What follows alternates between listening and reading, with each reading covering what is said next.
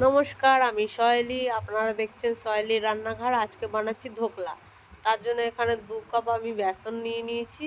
এবার 1 কাপ জল দিয়ে এটা ভালো করে মিক্স আপ করে নেবো। তার জন্য আগে এখানে নুন চিনি স্বাদ মতো দিয়ে দিলাম।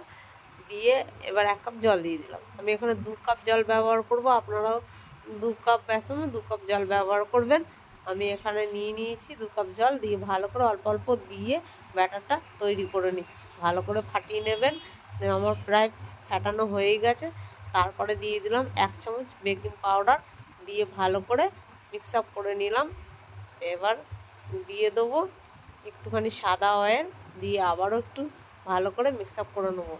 আমি জানি না হবে কি না আজকের এই ধোকলা, তো ট্রাই করছি, তো আপনারা দেখতে থাকুন। তো নিয়ে নিলাম একটা বাটিতে সাদা অয়েল মাখিয়ে, তেল মাখিয়ে নিলাম। তো এবার সেখানে ব্যাটারটা ঢেলে দিলাম, দিয়ে এবার কড়াইতে জল দিয়ে স্ট্যান্ড দিয়ে এবার বসিয়ে দিচ্ছি ধোকলার জন্য। যে ব্যাটারটা করেছি সেটাই ভাপে 15 মিনিট মতো বসিয়ে দিলাম। তো একবার আমি মিডিলে চেক করে দেখছি হয়েছে কি না, আপনারা এরকম দেখে নেবেন। তো হয়নি, আমি ফের আর 5 মিনিট রেখে দিয়েছিলাম, দিয়ে হয়ে গেছে। এবার একটা চাকুর সাহায্যে সাইডগুলো আমি কেটে নিয়েছি, দেখুন এবার কেমন হয়েছে।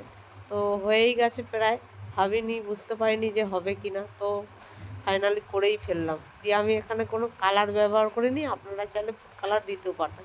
তো ধোকলার জন্য একটা ফোড়ন বানিয়ে নিচ্ছি, যে ধোকলার উপরে দেবো। তার জন্য দিয়ে দিলাম কালো সর্ষে, কাঁচা লঙ্কা ও কারি পাতা, দিয়ে জল দিয়ে দিলাম। এবার দিয়ে দেবো স্বাদ মতো নুন ও চিনি, দিয়ে ভালো করে একটু ফুটিয়ে নেবো।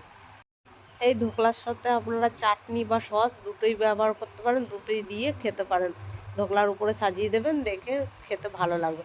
তো আমি এখানে ধোকলাটা পিস পিস করে কেটে নিচ্ছি, আপনারা এরকম করে কেটে নেবেন চৌকো চৌকো করে। তো দেখতে থাকুন, আমি কাটছি।